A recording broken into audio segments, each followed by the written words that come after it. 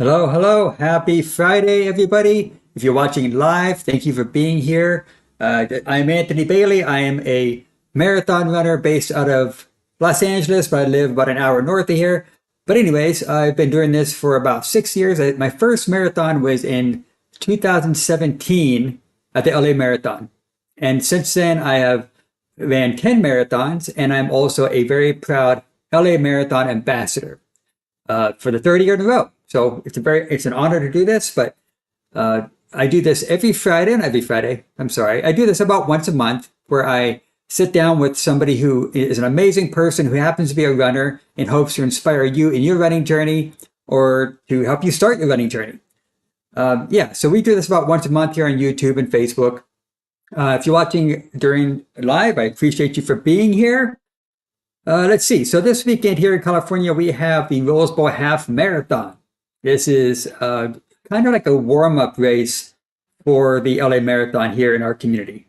Of course, it starts at the Rose Bowl Stadium and then it ends right on the finish line of the Rose Bowl Stadium, right on the 50-yard line, which is probably one of the coolest finishes that I've experienced in any race. I mean, it's an iconic place, and so to be able to finish right there on the 50-yard line is really cool. They're expecting rain this weekend. Hopefully we'll miss it. But I think I looked back last year at my last video and I saw that we had rain last year also. But I don't remember having any kind of rain going on during the race. So hopefully that'll be the same situation this week. So if you're here, please tell me where you're from. Are you planning on doing the Rose Bowl Half Marathon? Tell me in the chat what you're doing. Thank you for being here. I appreciate it. Yeah, so we do this show. We talk to inspiring people who happen to be runners, and this week my guest definitely meets that criteria. So today's guest is my friend Bryant Belarmino. I'm going to ask how to pronounce that name. Bryant Belarmino. He is let me get my little notes here. So after recovering from drug and alcohol addiction, he has rebuilt his career, ran multiple marathons, and has hiked numerous peaks in California. He is also a volunteer coach for Strides in Recovery, and which is a nonprofit based out of the Southern California. What the Strides in Recovery does is they go to addiction recovery homes, and they get running teams going there to help the people that are going through addiction recovery. It's a fantastic nonprofit. There's Bryant there and the founder of the nonprofit, Leslie Gold. And there's Bryant there running with the log. So I'm going to have to ask him what that's all about. And there's Bryant with another inspiring runner. I guess he's another coach for Strides in Recovery. And this is a great picture of him there in front of, I'm going to see where that is. I don't know. I'm going to have to ask him. But this picture here, okay. So you can see how big this guy is. I'm pretty sure he could have tossed me across the Rose Bowl Stadium if he wanted to. Seeing someone like this makes me say, I got to get to the gym. And look at it. This is it's not even a comparison. It's embarrassing. Anyways, without further ado, let me get Bryant here on our show here, and let's talk a little bit more about his journey. Welcome to the Running for Your Best Life show, Bryant Belarmino. Hello, Bryant. Hey, Anthony. I love the montage. So you can see all sorts of colors of red here. So let's talk about that log picture. Where were you doing with that log? So it's funny. I mean, if you know Freddie, he is the wheelbarrow. I apologize, Freddie. Yeah. So it was during 2023 last year's LA Marathon. And this is one of those races where we've run multiple marathons, so I wasn't really well trained, so I'm just kind of plodding along. And Freddie shows up with his wheelbarrow, but his whole team also has a log. And I went to go wave to Freddie, and he's like, "Hold this," and he gave me the log. I was gassed, and I no oxygen's going, and I'm just like, okay, I'll humor him for a bit. But he had me run a little bit with the log, which was pretty cool. I mean, thanks, Freddie. He's another inspiring person, man. He's like, I know you can do it. And I was like, I can't. He's like, I'm going to let you carry that until you can. And, it was a great time. How much does it weigh? Oh, I don't know, man. It was, a mile. It's like right before Tahini, I guess. So maybe mile like 13, 14, 15. So I was pretty gassed. You know, it was appropriately heavy, I guess. For Okay, so I'm glad he gave it to you and not me, because I probably would have fell over trying to carry something like that. Well, Freddie, if you ever see Anthony, you can pass the wheelbarrow or the log to Anthony and he'll happily carry you. Thanks, I appreciate that. I'm not kidding. When I see your pictures and I see the picture of you and me together, I'm like, oh my gosh. It's like, first off, my wife is in the chat here. Let me see what she has to say. Hello, I'm looking forward to learning more about him. I only get to say a few words at the Rose Bowl. Maybe this year I can get huggies galore. Well, the thing is, when she hugs you, she's actually going to feel some muscle, because when she hugs me, she feels nothing but skin and bone. And so we're going to have to time that hug, because I can't have her getting used to that. Or you can come down a 24-hour. We can come work out together. In Lancaster? Sure, we can go up there, have a workout. Yeah. Actually, I do have a 24-hour fitness membership, and I used to go to hit the weights all the time, but now I just use it for the jacuzzi. I'm a big jacuzzi dip guy. I think you're wiser of the two. I mean, I go and pound the legs and body, then go run a marathon. You actually do recovery right. So, ladies and gentlemen, please do recovery right. Oh yeah, no. I need to get better at this. I do. I need to get better at this. But anyways, so what else was I going to ask? Oh yeah, I think that's it. Anyway, so yeah, so you're carrying a big log. Somebody handed it to you on the course. That's pretty cool. Yeah. But anyways, thank you for being here. I appreciate this. Is what I've known you for. We met at the Rose Bowl last year. I think that's the first time we officially met with the Rose Bowl half marathon last year. I think so. But I could have sworn we knew each other. Maybe you're right. Like it was through Instagram post and just being part of the running community. Mm-hmm. Yeah. Well, I'm excited to talk to you about this. So let's get to our first question. So who? Oh, in fact, let's do this. Oh my gosh! Please share with a friend, everybody. If you're watching this, share with a friend, and hit that like and subscribe button, and also follow Bryant on Instagram. Right? Right. Okay. So, anyways, who is Bryant? Who is Bryant? Oh man, do you want me to read my Tinder profile? Is that what you want me to do? No. So I'm Brian, 43-year-old from Chatsworth, over here in Los Angeles, so in the good old 818 Valley, San Fernando Valley, if you heard of it. I work in healthcare. I've been working there for since I was 19. Currently doing cybersecurity. Also a certified mindfulness meditation teacher. So I help on the side as a side hustle, teach at work and do some recovery meetings, and then also help people learn to meditate. I enjoy long walks at the beach. I enjoy hiking. So yeah, I discovered, you mentioned that, so I'll bring that up. I discovered hiking during the pandemic, right? So you can't go outside, but you can go in the mountains and you're not going to hopefully get COVID because there's wind and everything. So my brother and I discovered the outdoors. Did you know you can go outside for free? That was the best thing. No, I didn't know about that. Yeah. It's in California, it's tough to find anything free in California. Well, look it up. I'm gonna shout out the 6 Pack of Peaks challenge. That's what got us hiking. And so my friend Alan as well and other people, hiking those peaks. I love the beach. I don't know what to say. I love the gym, books, whole 9 yards. So I don't know what else would I? Yeah, wow. That's so you said so you do cybersecurity. So what does your day look like? So are you the person that gives the presentations at the jobs and go, this is how you don't have a hacker go into your profile, or is that pretty much what you do? Yeah. So I'm not what I call the wizards, the people who actually know what they're doing. Like I sit there and I'm the guy who shows the meeting and just go, hey, what are you doing? Why are you doing that? Hi, nice to meet you. And then I turn around and go, you shouldn't be doing that. But also do the training. So I'm more of the oversight and policies and whatnot. And so that's just, daily meetings and helping protect patients is what we do. Okay. So you mentioned Tinder. So I'm guessing you might be single? Yeah, single. Hey, fellas, holler at me. Hey. Yes. Okay. So you're what, 30, you said 37? Oh, you are awesome, 30. Man. Freddie, you don't have to give him the log. No, 43. 43. Okay. So you're still young. You still have plenty of time. So you have a big family. You're Filipino, you said?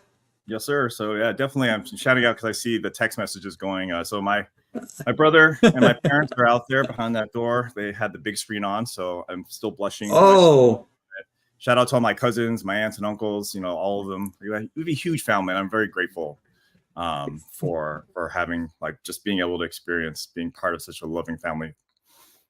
Wow. So what? So did you ever? Did your family run as a kid? Were there any running going on as a kid, or let's I guess we'll segue that. Like, how did your running journey even start? Like, what? So you done? Oh, yeah, you just finished your first ultra couple weeks ago, 50 Yeah. miles. Well, not first ultra, the first 50 miles. So I've done a couple. Isn't that an ultra? Yeah. Oh, so okay. Yeah. So the ultra is like anything over 26. So I've done a couple. The first 50, that was huge for me. Like that actually like revitalized my interest in running again. Just because, you know, if you don't shake it up a bit, then sometimes you kind of feel like, you know, you get kind of stale. But I mean, when I was younger, honestly, I was not the athletic type at all. So I was the one who was reading books and playing games. I lived on Nintendo, you know, I lived on the computer. My brother, my cousins, they would be outside playing basketball and I'd be hiding away, like doing all that stuff. So it's really funny how that all came about. I think one part was trying to be healthy. So, you know, I started going to the gym in my 20s, even though I was partying and whatnot, I still wanted to do that. And then the other part was my family, you know, my cousins and I, we started doing mud runs, Camp Pendleton. We did that for a number of years together. And it was really cool because we got to do it as a team, bonding together. We got more people to show up and getting down and dirty and enjoying those races. So it's kind of like, okay, what we did 3 miles, we did 6 miles. What more can we do? And how old were you at that time? You know, I don't know. I think it was in our 20s that we did it. You know, I mean, okay, so I was like, you know, you put your kids through a 1 mile, right? I remember that, and I didn't like it. Yeah, because like going to they're like, Mom, why are you making us do this? I know, and then the Easter bunny's there, and all I wanted was candy and everything. So that's not a good time. Wow. Hey, so you have a very interesting story. I think before we can really get into your running journey now, see, looking at you and knowing you and seeing you on Instagram and all that, I would have guessed you had an alcohol and drug addiction. Yeah. Never would have imagined that. So how about we kind of take people back to that and how did that start? Where, and if going deep as you want to, and we'll kind of segue that into how this new running journey of yours. That's a good question. And thanks for asking and giving me a chance to share it. You know, drugs has been kind of been part of my life since I was 20. It was, sorry, Mom and Dad, but I did it first time in college. I did ecstasy for the first time when I went to a rave. And that was the first thing I did before I started drinking. And the reason that was important was for the longest time, like as a gamer and growing up in the 90s, there was this, I don't know if you remember, like being a geek and nerd and all that stuff wasn't really cool, right? It was kind of frowned upon. You didn't fit in. And I remember I'm also being gay. Back then, still struggling to figure out who I am. So like from high school on, you know, trying to lead this life of like, how do you show up right? How do you talk right? How do you connect to people, but don't let them know like what you're really inside? So it was really hard for me to connect to people in real life. Like I could show up, but I really dove into the online world. And so that was where I was comfortable. And so I went to college. It was still a battle. And I went to a rave. My friend took me to a rave for the first time. And when I took that pill of ecstasy, man, it was, you know, the world was awesome. Like everyone was great. Everyone loved you. You know, you could do no wrong. Like you just felt connected and welcome and accepted. And I think that's what helped me open up. And at the same time, I started getting comfortable with the fact that, you know, drugs aren't bad. You know, you do them in the right place. You give it to you. People are friendly. Like it's not a bad thing. And so I struggled. I did that for my 20s. I was going to school full time. I was raving. I was going to bars in West Hollywood drinking, and it just seemed normal. I mean, I got a DUI, but you know, you're 25. Who cares? You know. What college did you go to? I went to multiple because I was partying. Oh, okay. I finished at Cal State Channel Islands, but I was like at Chapman, Pierce, Moore Park. You know, just doing the life track is what I called it. Okay. Not to interrupt you, but I can kind of remember. When I took my first shot, I was never going to drink a day in my life, never going to do it. And then I took that first shot and it's like, oh my God, the world is open. Like all your fears go away, your anxiety. And that's how it gets you, you know? Yeah. So go ahead. So you explaining that is kind of, I could completely relate to that. Yeah, and that's exactly right. So when I took those pills or I had that drink in my hand and that first thing hit me, then it was like, I could talk to people. I felt like they were welcoming. You know, you go to the bars or you go to a rave, everyone's like, "Yeah, you're here," and then let's do drinks. Mm-hmm. Plur, you know, everything. What You're does waiting. plur mean? What does plur mean? Peace, love, unity, and respect. So it's old school. Oh, Yeah. okay. And so it's a great motto. You know, you get with the right crowd, and you know, you're there for the music, you're there to meet people, connect. But just like everything else, right? With alcohol and drugs, at some point, Mm-hmm. everything else. You know, the party is gonna 4 a.m.'s coming, the party has to end, the drugs were off, you get sober, and those fears kind of just slam back in. And you know, that's the life I was leading for a while. Was I didn't feel comfortable or confident without that drink or without the drugs. Mm-hmm. A long time. Like, I mean, I slowly was weaning off of it as I got into, like, I hit my 30s, started a professional career at, and then knew I kind of had to, you know, act right, I guess is the way of saying it. Uh, Mm-hmm. so I slowed down raving, slowed down drinking. I was working in regulatory affairs at, you know, having what a grown up job.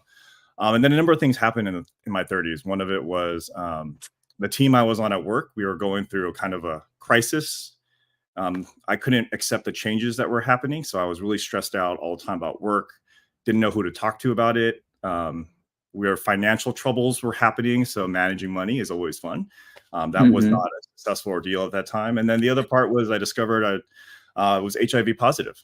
And so 2013, I found out I was HIV positive, which wasn't Oh, a bad thing, wow. actually. Yeah. No, thank you. It's not, you know, the first weekend was hard until I talked to them, and, you know, you kind of realize that you're not going to die, you know? Yeah, it's not 1984, No, and it's not. yeah, yeah. Yeah, but Well, it's still scary, I would oh, it's imagine. very scary. Yeah, and I was Yeah. very thankful for the nurses and doctors at Kaiser who helped me, and my friends too, who reminded me, you know, it's not a death sentence anymore. And you know, I got better managing it. But one of the things that helped along all those other stressors was, or didn't help, you know, it's still, even though it's 2013, people don't know a lot about HIV. You don't Mm-hmm. know that you can protect yourself, you can be healthy, you can live well. The chances of, if you're undetectable, of transmitting it are virtually zero, and you still use protection, the whole 9 yards, right? So it's Yeah. not something to be scared of. But you know, I'd go on dates, and the minute someone heard I was HIV positive, I was like, you know.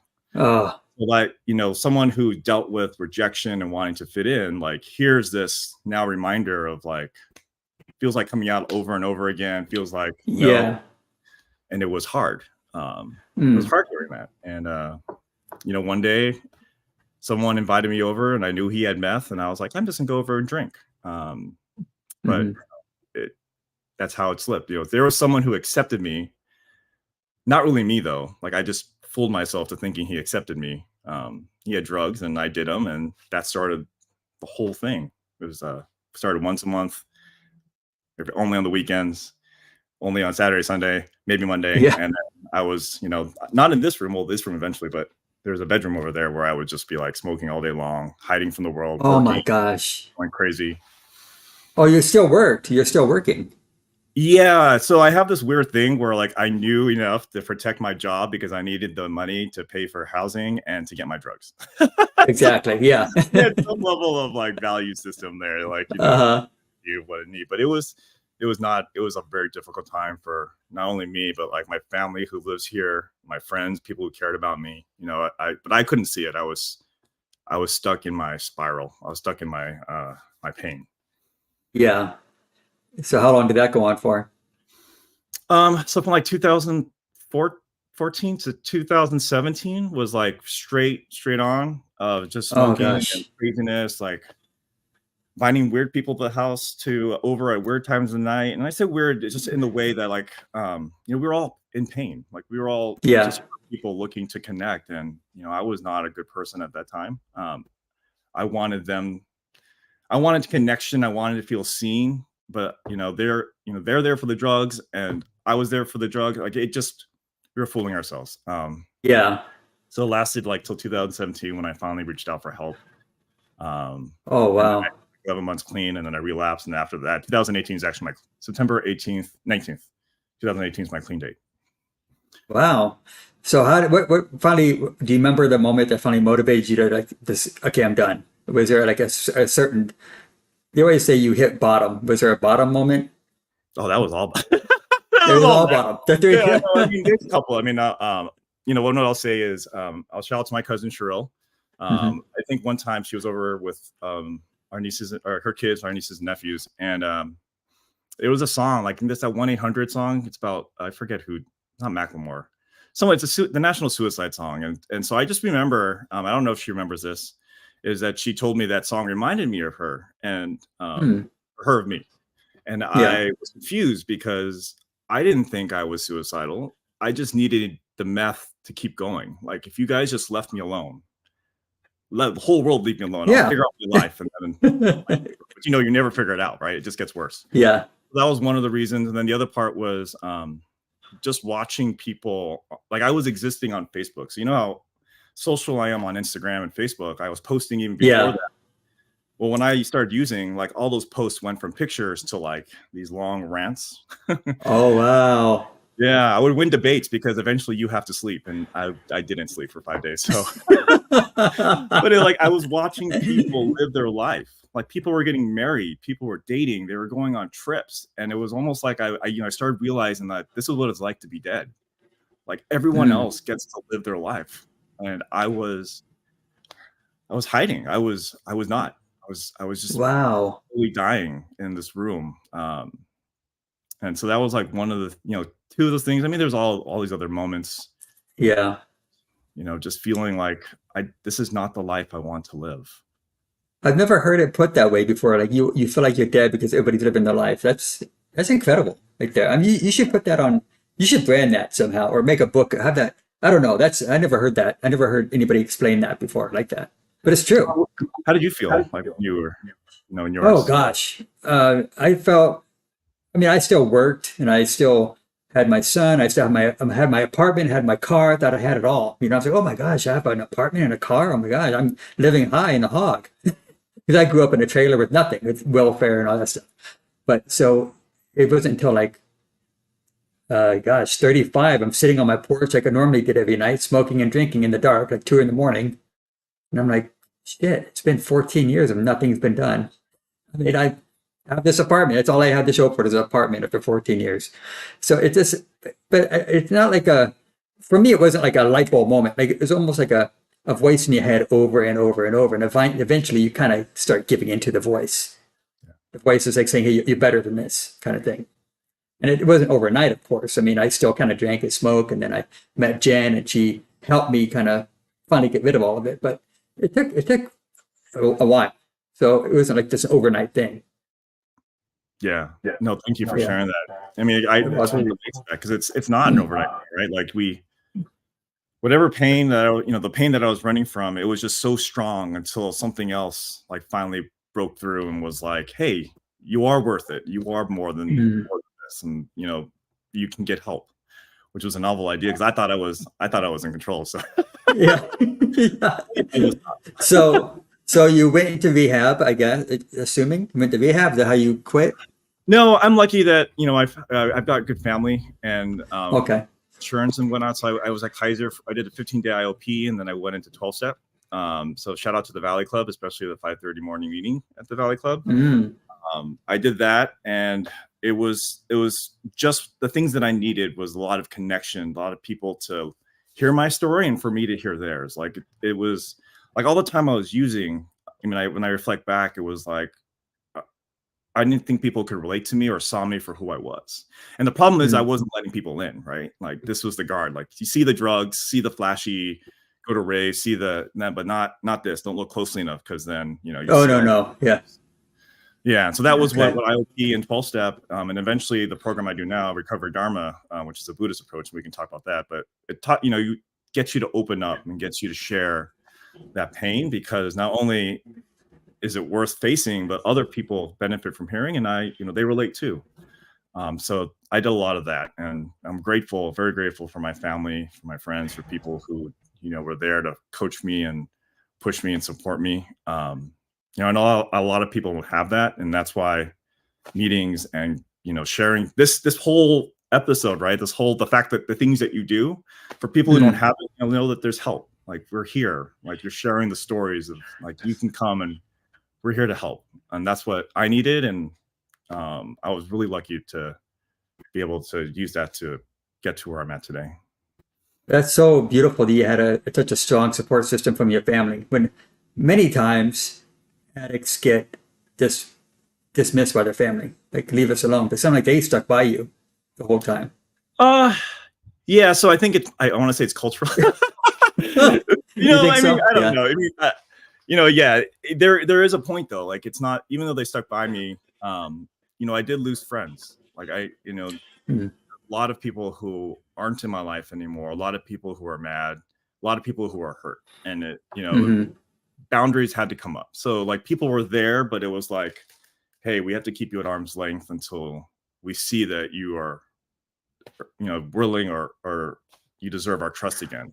And that was a Yeah. hard truth, right? I got sober and I was like, I'm back. And, people are like, who Yeah, did give us a few. Yeah. you have to show up, right? You have to show up for yourself. Like when running, right? Like you have to do the work and then Yeah. things come as you do it. So, it was tough. I think one of the hardest parts for me also was getting rid of the people in my life that were part of that addiction. Yeah. Even though they weren't like trying to be part of the addiction, they just were.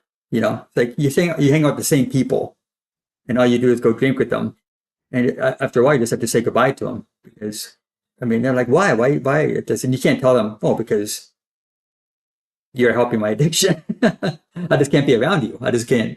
And I'm sure you've had a few of those people. Yeah, before that happened, a couple people who I used to party with were like, dude, you go too hard. You go too hard. Yeah, it's funny. I never even thought about it, but yeah, I know some people who left and they got better, and I'm grateful that like Good. they left and they left and they did that. But yeah, it's there you do have to cut, right? They say that you have to change, and the hardest thing is letting go of who you thought you were and the things that made you comfortable, because that's all you knew. That's what protected you, were these people who supported you in your pain, even if the way they supported you was not the healthiest. And then, they're suffering too, right? So it's like recognize like, we're there together, but we just couldn't share that we were just hurting together. Yeah. Kind of thing. A little delusional, kind of trying to protect ourselves, and we did the best we could, right? We all did the best we could to survive. Yeah. So I'm not, I can't fault anyone for the harm that we did to each other or the things that we did. People do what they have to do when they're at the lowest. Very true. So now that we got that story going, so this is about, now let's go back to our the running. So you went to recovery, and now how did the running thing get part of this? Well, okay, so to be vain, so meth generally makes you skinny, but because I was so sedentary, I discovered Mountain Dew and peanut butter M&Ms, the red bag. It's really good. It's my favorite brand. What'd you say? Mountain Dew and M&Ms? Yeah, they're the red bag of peanut butter M&Ms. So not peanuts. Oh, I love them. I love those. Yeah. Oh my gosh. So good, right? Okay. I would tell myself they had protein, fiber, dairy, all the things you need to survive. And that's really what I was eating while I was smoking meth. So I actually rebounded in weight, and I became like 215, 220.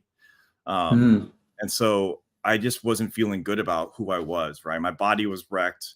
I was heavier than I was comfortable with. I wasn't happy. So one of the things that I could do, because I didn't have a job by then, I lost my job, was let's go outside for a run, let's just go 1 block. Let's go 2 blocks, because I knew that would help, but it was really hard because, my body wasn't used to it after all that wreckage.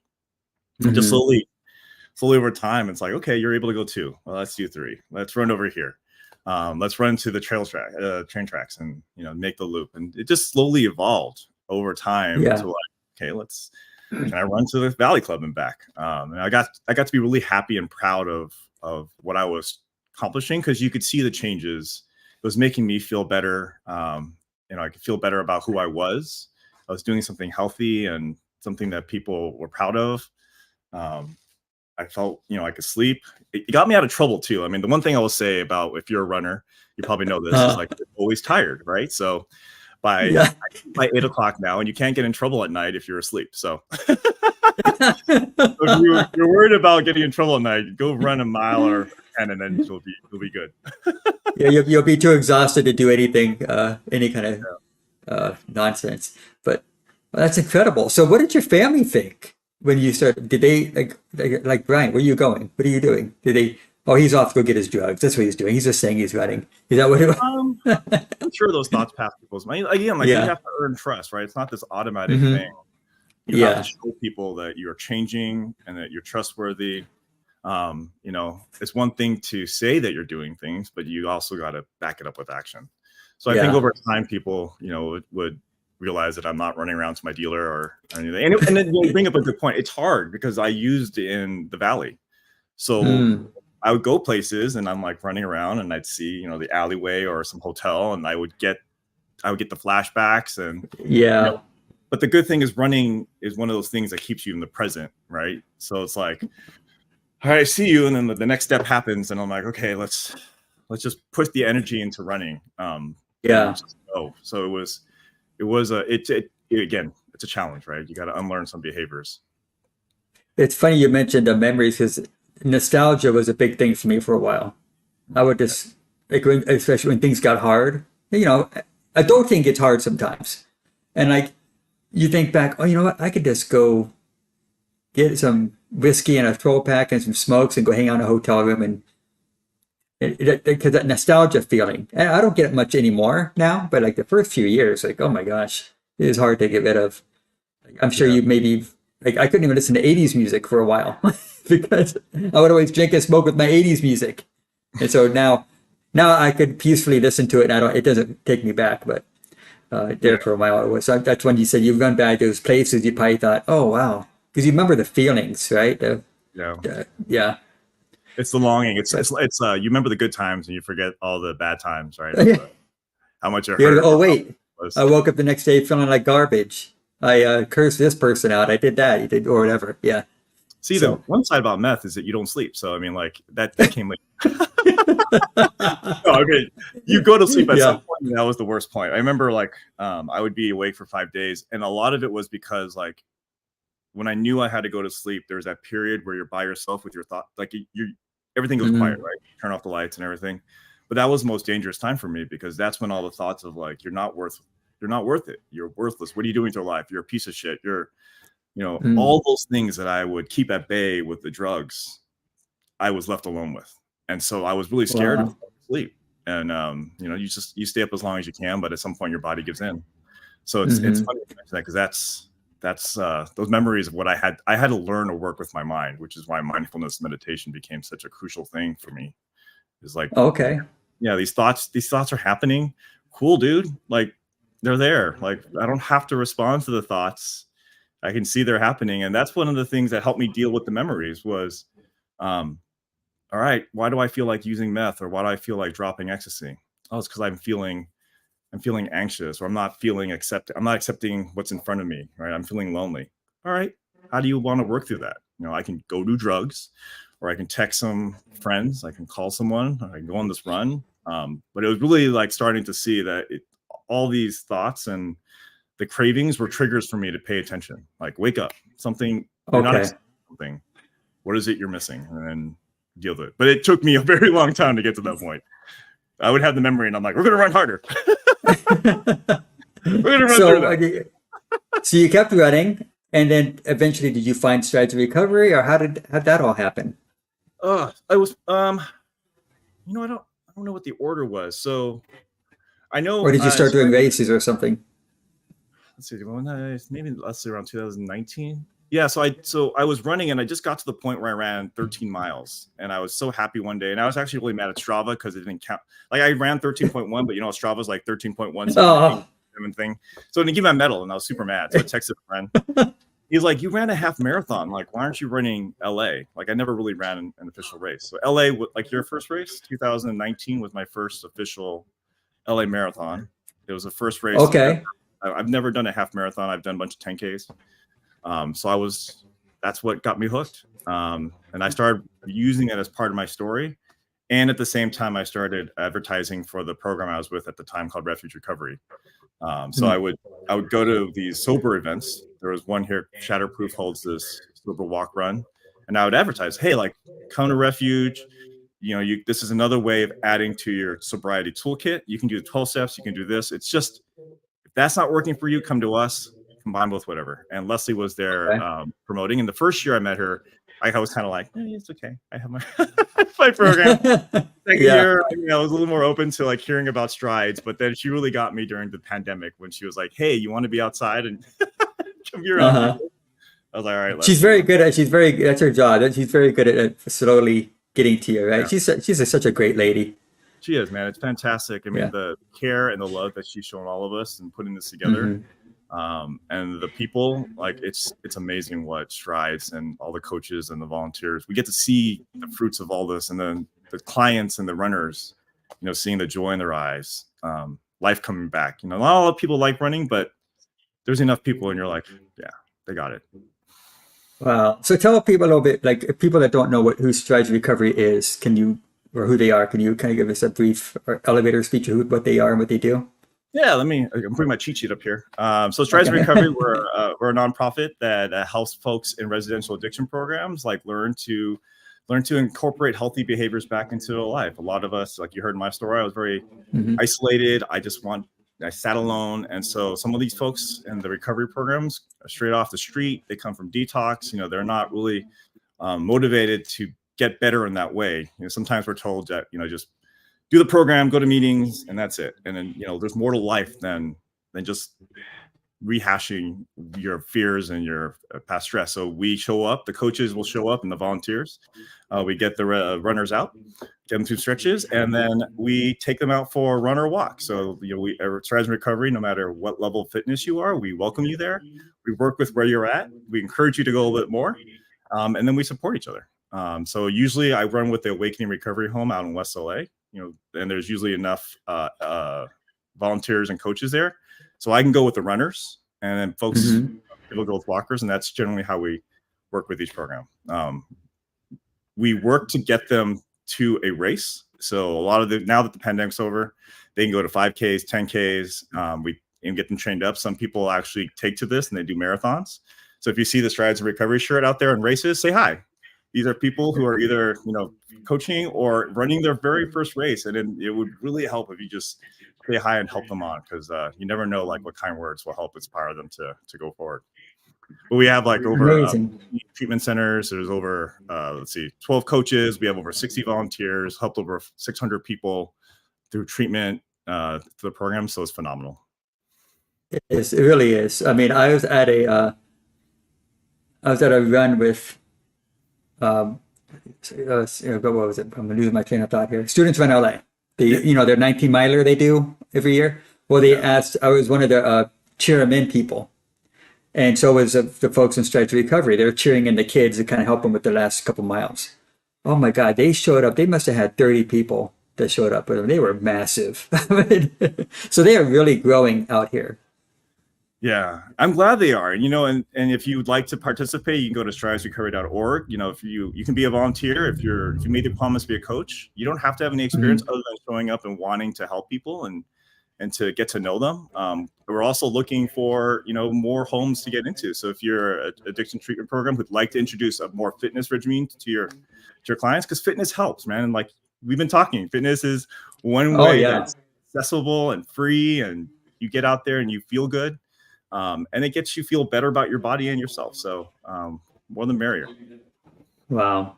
I'm blown away by the story you told. I had no idea you went through all that. So, I mean, I knew you're a recovering addict, but I didn't know everything behind it. So thank you for sharing all this. That's incredible. Yeah, the craziness. So, oh man, wild. I mean, you never know what people what they have in there, what they've gone through. So Jen says LA, because that was her first LA marathon also. So you guys are twinsies. Yes, we'll keep going. Same hairstyle too. There you go. It's nice. It's aerodynamic, is what it is. Yeah. No, the one thing I will say, because you brought it up, was getting to know people. You never know their story, right? So like one of the things, if you ever see me in the race, I don't have any headphones, and it's because I like connection's big for me. I run without headphones on, so I can talk to people. And I'm just like saying hello. And it's not like we're having full blown deep theoretical conversations, but it's like, hey, how you doing? Keep going. And it's amazing the stories people tell you, right? Like, people are out there to run for their health. They want to run their first marathon.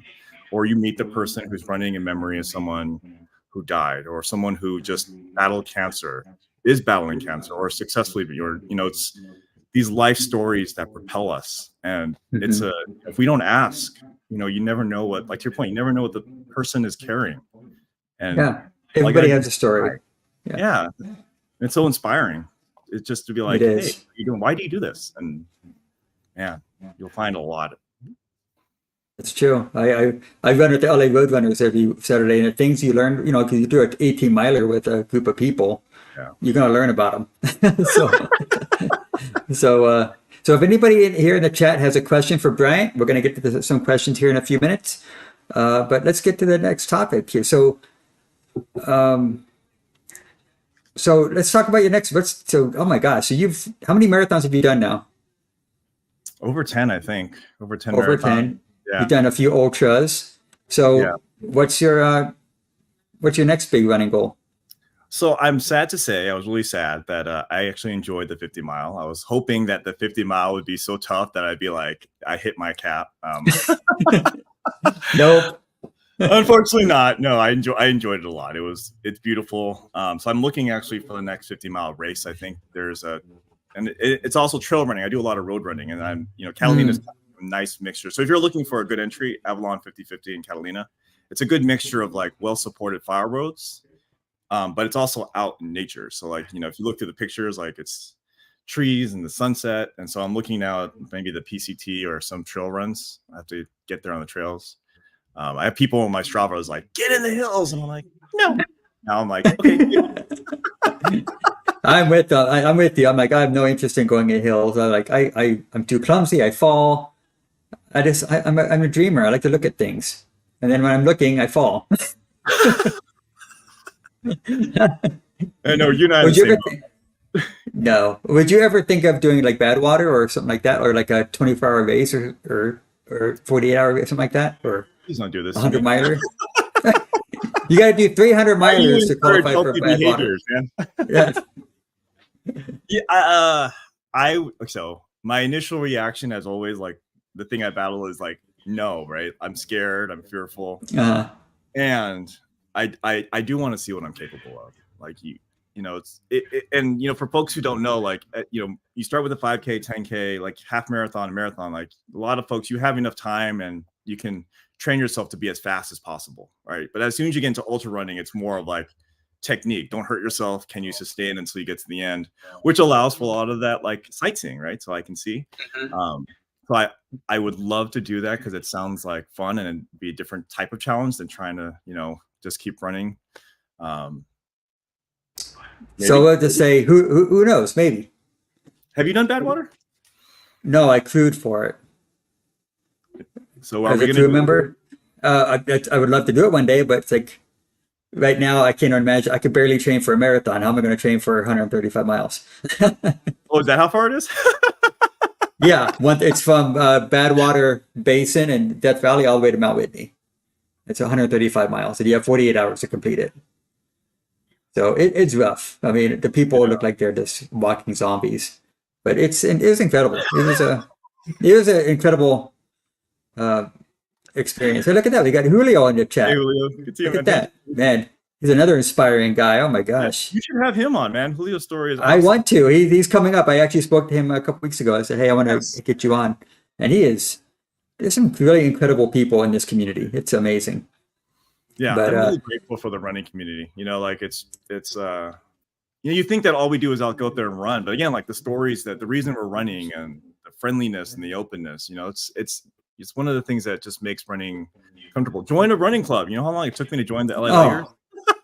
Are you part of the Lakers now? Yeah, so I joined the Lakers for this season. I think I saw you once running past with the Roadrunners during one of the training sessions. But I didn't want to do it because I was in my mind too slow. I didn't want to leave, lit. You're too slow. I'm too slow. You're funny, man. Anyways, let's get so you're fundraising for Strategy Recovery at the LA Marathon. Yes. So we do have a team of 15 great individuals, from coaches, volunteers, all the way to also, I believe, some clients too, fundraising. So you can donate. Maybe the link's in my Instagram chat, or we'll pop it in here or share it.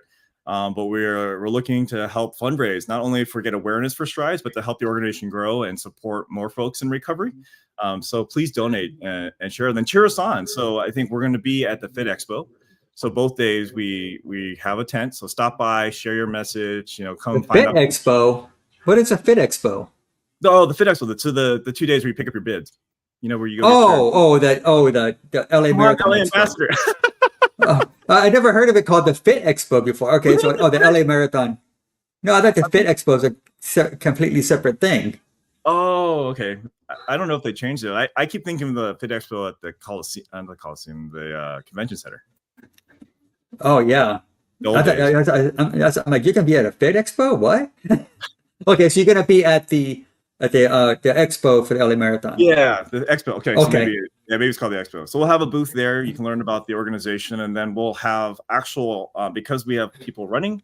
We're gonna have a cheer zone out there. I think mile 15 or something. So for all you runners, stop by and say hello to all the teams that are there. So the people who aren't running, we're inviting all the residents and the runners to come cheer us on. And then the best part is they get to see what life is outside of treatment, right? Like people will actually say hi to you and high five you and support you. And all you gotta do is show up. So, and it's on St. Patrick's Day, and you guys have green in your logo, so it's meant to be. Perfect. Yeah. Yeah.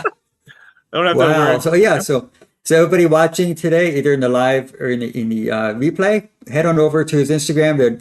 His handles that up there right above his head there, and just go donate. Even I do fundraising myself also, and I say even if you donate $5. I mean, just showing that you support, that means so much. So it doesn't have to be a lot, but whatever you can do is always, I mean, just to support means more than the dollar amount. Yeah. In my opinion. You care. I think that's the most important thing is, for addicts is someone cares. And, you want to see that. And, even if you can't donate, we accept running shoes. A lot of these clients don't have shoes. So if you have, shoes that you'd like to donate that are still usable, let us know and we'll distribute them to people. Mm-hmm. Very true. So we got Run with Rizzo. He was our last guest last month. Have you met Rizzo yet? We will, I guess now. I'll find you. You've got to. This guy's incredible. Got to meet him. Yeah, I saw his videos he put together. That was pretty phenomenal. He's great. We got Jen. She says 135 miles. Insert surprise IG lady here. That's almost an inside joke, but yeah. It's if you know all three of us are going to run it, right? Well, kind of. Well, she says she would never do it. She would never do it. She says she doesn't like dirt. So, anyways, I'm going off. I'm going off on the side here. I'm going on a tangent. But anyways, so I'm curious. What advice would you give to someone that's struggling with addiction?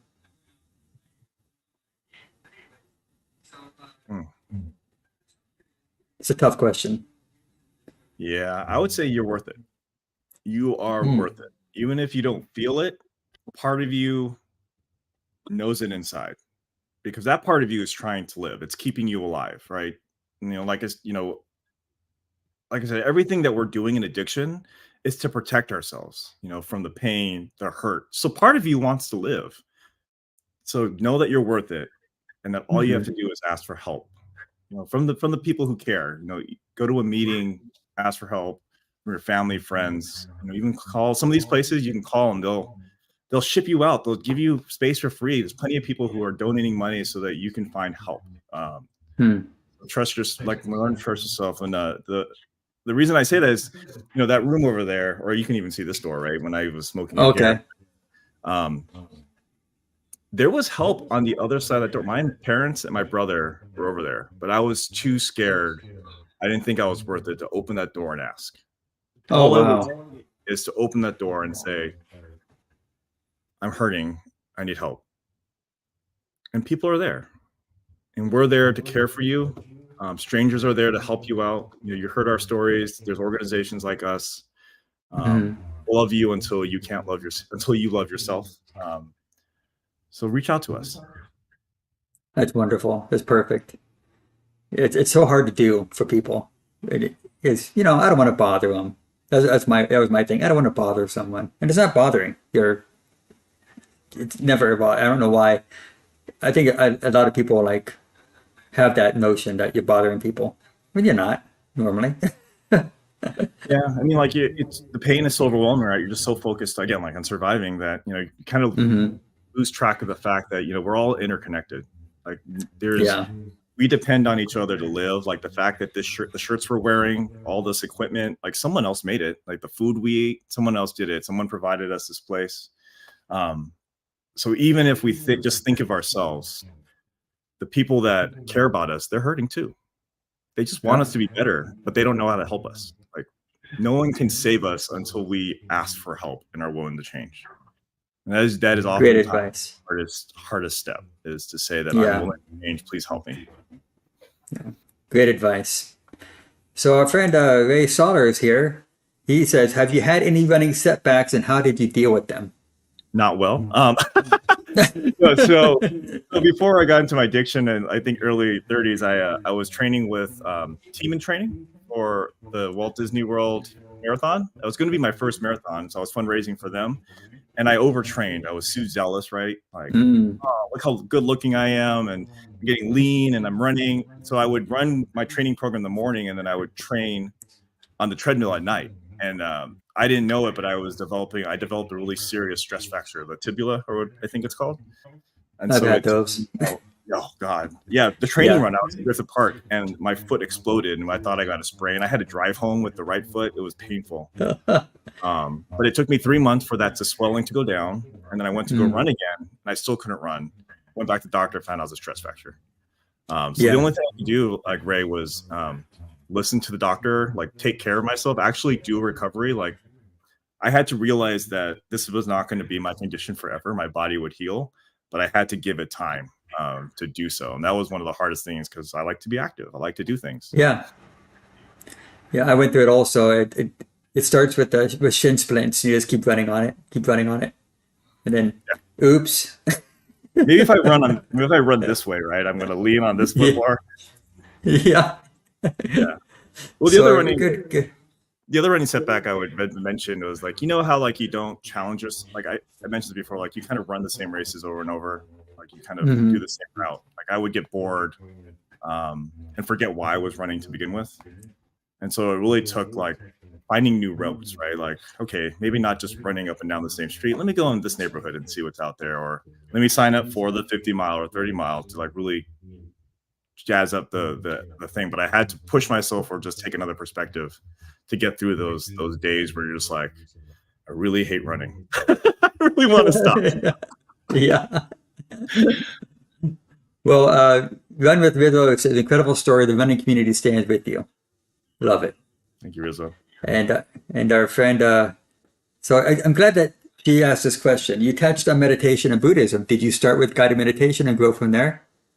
Yes, I did. I actually found it in IOP. So what IOP stands for is Intensive Outpatient Program, where Okay. you're not in residential, but you're going through classes. And one of the days, the counselor, she was going after someone and she saw something in my face and then she went after me and I started crying, exploding.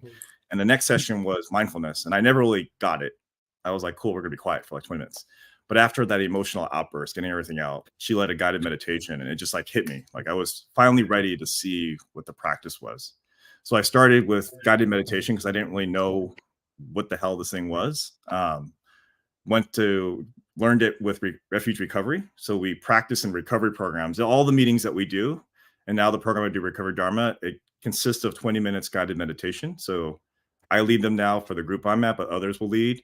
And it just helps you get comfortable with the fact that there's these different practices that you can start with. And it's totally accessible. And you learn that you're a human being. Your mind's going to wander. You're going to have aches and pains. You're going to be all over the place. And it's totally cool.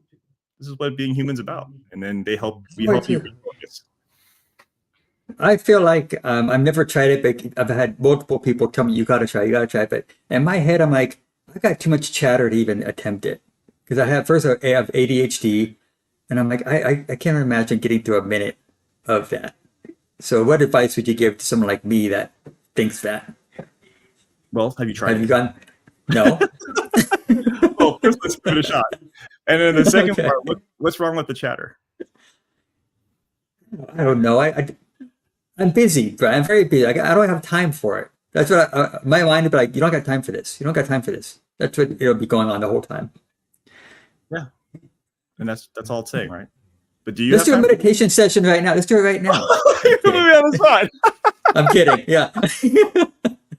I mean, happy to if you want to, but yeah, but No, like, no. yeah, seriously, like, what's wrong with the chatter?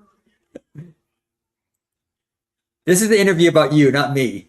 No, I don't know. No, no, it's not, nothing, I guess. It just, Yeah, I guess I got to practice. Oh, jeez. Look at yeah. her. I mean, think about it this way. Like, again, like a lot of the things the way we live our life, we're learning from other people. We're learning from people who did the best they could. We're learning from society. We're all conditioned. Mhm. I had 43 years of this. And so to learn how to meditate is to learn a new skill. And so one of the skills that you learn is your mind is going to do things because that's how it's been trained. But it Oh, doesn't mean that you have to listen to it. Like we're taught that you have a thought, bam, do something. Have a thought, bam, do something. But why? good question. So one of the things Huh. that we learn is a thought is a thought. You are experiencing a thought and it's totally real. And at the same time, it doesn't mean that it's true or something you have to acknowledge. You Mm. choose where you put your energy. So, sitting on the cushion, you start to see how crazy your mind is because your mind is crazy. It hasn't been trained. And that's the challenge of meditation, getting to know that your body, your mind is not your enemy, but it's really your friend. We just have to get familiar with it again and then know how to work with it. So, what would you recommend I start with? You said mindful meditation. Like, Mhm. is there an app? Is there an Absolutely. app or something? Or Yeah, Insight Timer is would my you? favorite app. So you can get it on iOS or Android. There's plenty of teachers on there. I'm on there as well. You can listen to meditations on there, and that can get you started. You can come to one of our meetings if you like. Recovery Huh. Dharma in Woodland Hills. I host that, and I'm actually I'll send you the information when it starts. I'm trying to start a local meditation group here in Chatsworth. Um, Okay. I'm gonna have to. I have a connection at the library that might work, but yeah, start with the app and just get comfortable with the fact that you can give yourself 5 minutes to do absolutely nothing. 5 minutes? You know what I could do in 5 minutes, Bryant? What No, can I'm you do? kidding. I don't Yeah, know. why do you Waste feel you a have to? Let scroll. me ask the question. Why do you feel you have to do something in 5 minutes? Uh, I don't know. I just feel like I've been trained these past few years that I got to keep getting something done. I'm always trying to climb, climb, climb, climb. And if I don't know. I think it's another addiction I might have. I'm just addicted to trying to achieve something, if that makes sense. No, it does. It's not a Yeah. bad thing. To be, Hmm. that's how we live, right? We have to have goals. We have to strive to something, and we can also learn that it's okay to rest. It's okay to take time to train another way. Just meditation also is an act. Even though you may think you're just sitting there, you're actively choosing not to engage with your thoughts and impulses. That takes energy. That takes training. So you're still training. You're doing something. You're just now doing it in a different way. Okay. Yeah, I think I might give it a shot. I'm gonna talk Yeah, to my wife about this afterwards, and maybe I'll come to one of your classes and I'll listen to the app. And uh, I'd love to have you, man. okay, thank you for that. Now you made me all nervous. You have homework. Anyway, so I know I do. So And it's before we recorded get to that our last, Jen says practice. yeah, before we get to our last question, do you have a favorite medal? Do you want to show off to everybody? We talked about the 50, but honestly, it's the LA. That's my first marathon ever, 2019. Oh, You remember this year? It was a great year. I think it was the second to the last Stadium to the Sea run. And I just remember okay. crossing that finish line. Well, I saw all my family and friends. My parents were there. My cousin and their kids were there. Friends from the recovery groups. Like it was one of those races where, yeah, I'm doing this, and people are supporting me, and I'm part of LA and all this great community. So it's like, and then there was the ocean. Run into the ocean, knowing that I was Yeah. done. It was great. But it was, You know Lewis also? yeah. Oh my God, this guy knows everybody. Anyway, so yeah, Lewis is a great guy. He's our friend from Mexico. But so you 2019, your first LA marathon, and how many people there supporting you? Oh, man, I lost count. Over 15. Wow. Yeah, it was because they were popping over. You know how it happens, right? Like you're there, Yeah. and you know all these faces. So honestly, because of this race, one of the things that I promised myself is that every year that I'm sober, I'm running the LA Marathon. So this year will be 6th year, and so I'm running. This is my 6th LA Marathon. And then part of me also kind of regrets that I made that promise because that means I have to continue to run a marathon every year. But it's you know what a great way to celebrate life, right? I get to celebrate with Yeah. you. There's just like 30,000, 25,000 people running and just having a good time. Do you have any goals of like trying to qualify for Boston or anything like that? Or are you more of a long distance guy instead of a speed guy? You know, I would love to run Boston. Right now where I'm at, I like working out. I like running, so they don't really go well together. So like it's hard to lift 6 days a week and run. So I'm not really the best at both, and I enjoy that though. So maybe one day if I decide to, just put everything into running, I do want to do an Ironman one day here if I learn, not to drown. That's the part that I'm scared of. But yeah, who I knows? get Who it. knows I've never know what the future holds. Yeah, Is it Miss Namor, you will achieve your mind silence. Okay. We have some yeah, supporters here telling me that I need to start this. So Ray has the same issue. Okay, so I'm not alone here. yeah. Very cool. All right. So I think we've had a great conversation here, Brian. We went over an hour and it just Thank you. flew by. Yeah. Yeah. Just like running, This is right? great. Oh my gosh. And that's not dying at this point, like it would be if I was running after an Yeah, no, hour. not you. You But can run. You can run for a long time, man. yeah, yeah.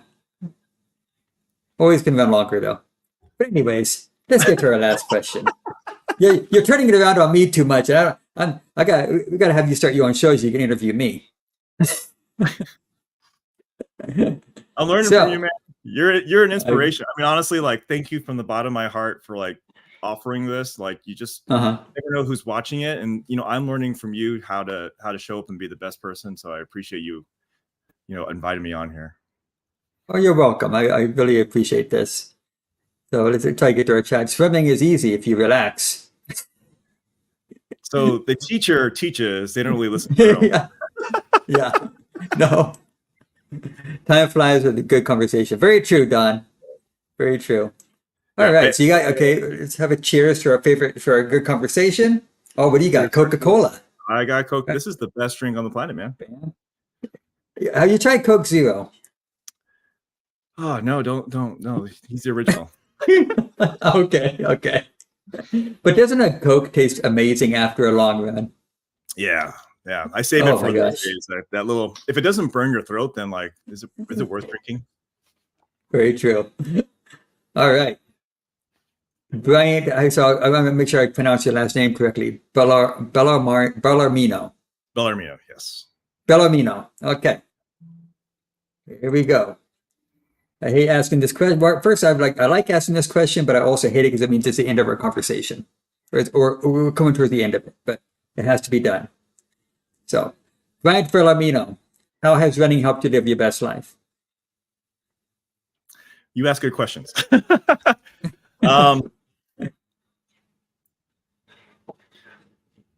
I've met a lot of great people.